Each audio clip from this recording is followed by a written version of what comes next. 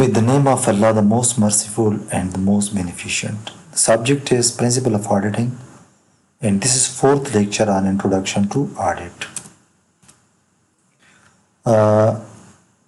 Topic for teaching agenda are different stages of audit, auditing profession in Pakistan, other services of auditors. Different stages of audit. First stage in audit is to appoint the auditor. Who will appoint the auditor? The auditor is appointed by a shareholder in annual general meeting. Then board of directors properly issue a letter to the auditor that the auditor is appointed is in external audit to audit the financial statement of the company. What is the mode of communication or written agreement between the auditor and the company? It is engagement letter. It have a proper format. The engagement letter have a proper format which is written by the management to the auditor, which specify the scope of the audit, scope of the audit and nature of the audit.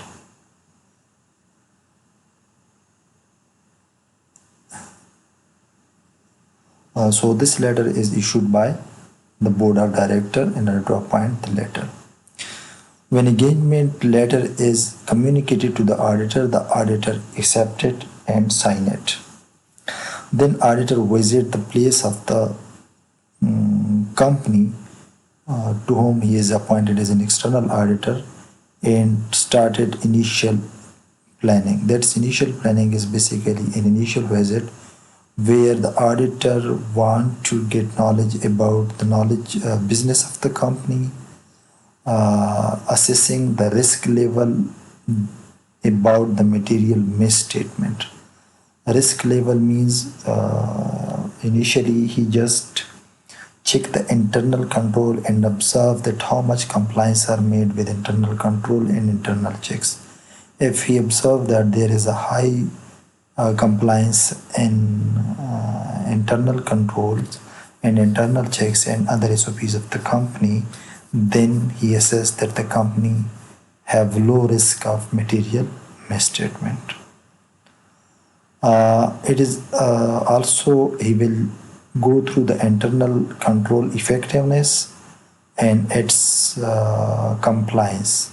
Internal control effectiveness means the internal control are according to the benchmark or not. Then see the control procedures, proper authorities are followed. Authority means if a person is authorized to do certain job. For example, if assistant finance manager is authorized to sign a check up to 50,000, above 50,000 is not authorized to assistant manager finance. So if he properly follow that authority, then the auditor will see that there is less risk of material misstatement. Second is he will see that a proper approval are getting or not where necessary, because if the lower cadre of the manager authority ends, then they take approval may be from senior managers or from the board of director. Then the other control is segregation of duties. One person may pass an entry, other person may make an invoice, the third person may prepare a check, and there may be two or more than two signatories on the check. So that is a segregation of duty, that no person is allowed to do all the job, which increase the chances of fraud. After initial planning, that he developed an overall strategy which is called audit plan of the company. So audit plan is basically the strategy that how he will conduct an audit. After a planning, the auditor go to review the accounting system of the company. In accounting system, either the accounting system is manual or computerized.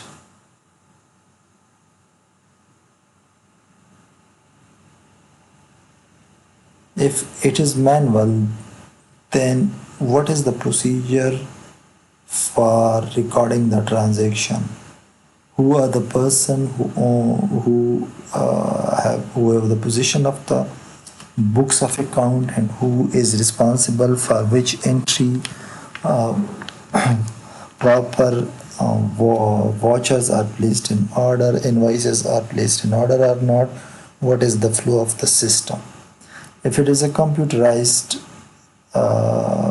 system of accounting, then proper sign-in is issued to each employees who are working in accounting system. Their passwords are regularly changing. Their backup is properly taking at the end of each periodic periods. They take print of the transaction at the month end or quarter end. So this is the auditor will review the system of both type of system, manual and accounting. Analytical review technique, compliance procedures. Analytical technique include that the company is complying with the internal control, with the regulations, with the contracts, stipulated condition of the contract, and any others written documents are complying with not. He will apply the control test for the procedures.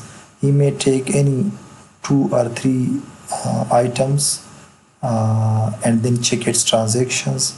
Like if the auditor get purchasing in order for controlling control test procedure, then he will see that what is the proper procedure are followed in purchasing or not. Purchasing means proper order are placed. If it is its quantity is high, is it the proper quotation is given in the newspaper or not, auction is given or not. Then in response to this purchase order, is there any invoices generated, any voucher is ready or not, any liabilities created, or any cash payment is made to the purchases. So all these things are checked by the auditors.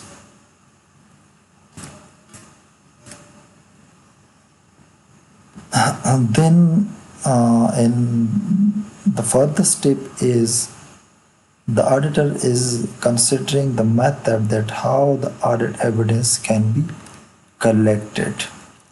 Audit evidence can be collected either through vouching, costing, verification, etc. Transaction level procedure. Each transactions are tested to substantive testing. Substantive testing means that the company will check the existence of any transaction is means if an asset is purchased, it's existing. Realization means is there any document which shows that the transaction was realized or not. Occurrence is checking that any document is present to see that the transactions occurred on specific date or not. Then valuation, the transactions or the asset is properly valuated or not. Then physical verification is done, and substantive testing that the asset is physically existed or not. Then Another substantive process is measurement. The value of the transaction is measured according to the rules and regulation or on the basis of arm's length transaction or not. After these things, he will get a reasonable assurance that the companies are not materially misstated. These reasonable assurance is based on these all above steps. Then he review the financial statement are in compliance with the IFRS and company ordinance or in company ordinance, and it is not materially misstated. So these are two objectives of the auditors. After getting a reasonable assurance, then the auditor last step is to prepare a report and sign the report. This report is then addressed to the shareholder who are real owners of the company, to whom the auditor is sure that according to his opinion, the company financial statement present true and fair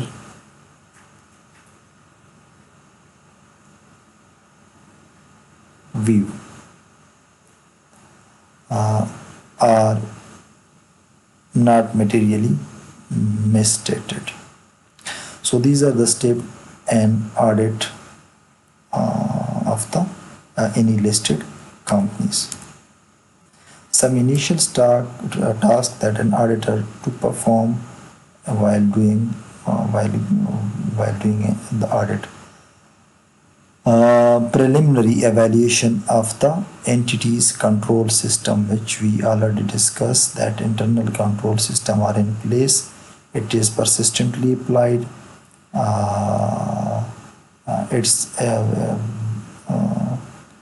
And the company management is comply it in the true spirit. If the control are likely lead to true and fair view set of financial statement, the auditor will test those controls. If they appear weak, he will not rely on the control but carry out extensive testing of transaction and balances which appear in the financial statement. Substantive testing procedure is we discuss that he will make an audit assertion. Audit assertions may be which we call existence, realization, occurrence, valuation, measurement, and physical verifications. If the control are operating effectively, the auditor can reduce the amount of substantive testing and adopt a reliance approach. Mean he will rely on internal auditor work. If not, then the auditor will force into extensive substantive approach. If internal control are not in the so effective that the auditor feel that he will go to extensive substantive approach. So it will increase the work of external auditor. Auditing profession in Pakistan. In Pakistan, auditing profession is associated with Institute of Chartered Accountant of Pakistan. This is an autonomous body which come into existence on the basis of Chartered Accountant Ordinance 1961. It is also a regulatory body that enjoys a self-regulatory status. It is run by the council, which is elected by the member, means fellow member or associate member of Chartered Accountant firm who are qualified Chartered Accountant. Audit firm do not describe themselves as an auditor. They describe themselves as Chartered Accountant firm. Audited firm are composed of accountants who perform audit for their clients. Clients may be public limited company, private companies, non-profit organizations, any governmental government any means government owned state owned enterprises are also audited by these chartered accountant firm. They also perform other services such as small amount accountants firms, chartered accountant firms especially may spend more time on other services than auditing. These other services may be the preparing a book of account or system for any organization.